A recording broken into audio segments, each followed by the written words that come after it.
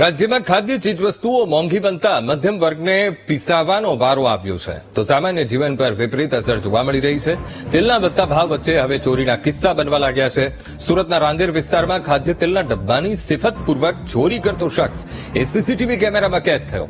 Delivery માટે તેલ ભરેલો ટેમ્પો પસાર થઈ રહ્યો હતો ત્યારે ટેમ્પા ઉપર ચડી 2 બોક્સ ચોરી લીધા હોવાનું વિડીયોમાં સ્પષ્ટ રીતે જોવા મળ્યું.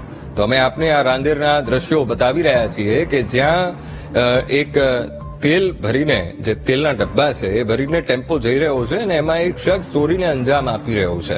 સિદ્ધાઈપૂર્વક એ ચોરી લીધા તેણે તેલના ડબ્બા અને એ આખો એ ઘટનાક્રમ એ સીસીટીવી કેમેરામાં કેદ થયો છે. સુંદરના રાંદેર વિસ્તારની આ ઘટના છે અને જ્યાં ટેમ્પોમાં તેલના ડબ્બા હતા અને એમાંથી 2 બોક્સ સિફતપૂર્વક ચોરી લીધા, પણ સમગ્ર ઘટનાક્રમ એ ત્રીજી આંખમાં કેદ થઈ ગયો છે.